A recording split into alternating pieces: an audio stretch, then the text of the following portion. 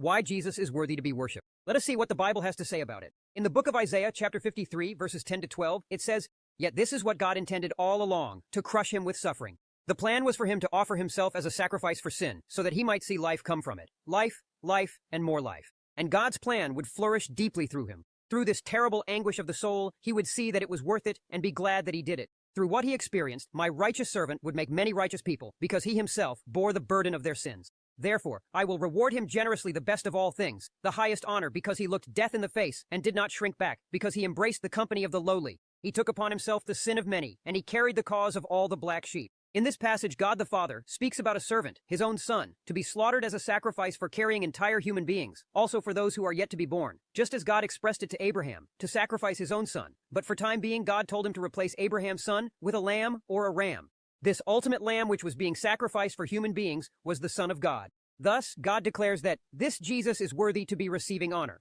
Yes, God declares that Jesus deserves all honor and praise. From the Old Testament, another vision which Daniel the prophet visualized is mentioned in Daniel chapter 7, verses 13 and 14. "My dream continued. I saw a human form, a son of man, arriving in a whirl of clouds. He came to the old one and was presented to him. He was given power to rule, all the glory of royalty. Everyone, race, color, and creed, had to serve him. His rule would be forever, never ending. His kingly rule would never be replaced." Here, the prophet Daniel saw the Son of Man who came to the old one, which is the old earth, which is to be judged and destroyed because of sin. He also sees Son of Man is going back to God's presence, proving that he died and rose again and ascended to God's throne room. He is the one receiving authority and power to rule with all glory. In the book of Philippians chapter 2, verses 9 to 11, it says, "Therefore God exalted him to the highest place and gave him the name that is above every name, that in the name of Jesus every knee should bow in heaven and on earth and under the earth, and every tongue acknowledges that Jesus Christ is Lord, to the glory of God the Father." This passage describes God glorifying Jesus and giving him the name that is above every name, so that every knee should bow and every tongue confesses that Jesus Christ is Lord. So, the question is, who is the Son of God?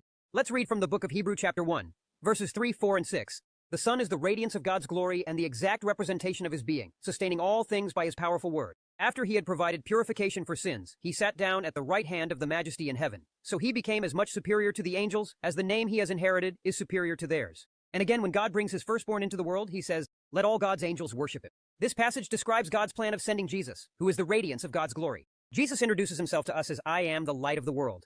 He also told, "Those who have seen me have seen the Father." Also, Jesus declares himself again in the Gospel of Matthew 26, 63 to 64. Jesus kept silent. Then the chief priest said, "I command you by the authority of the living God to say if you are the Messiah, the Son of God."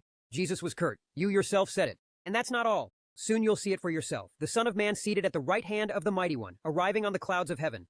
All these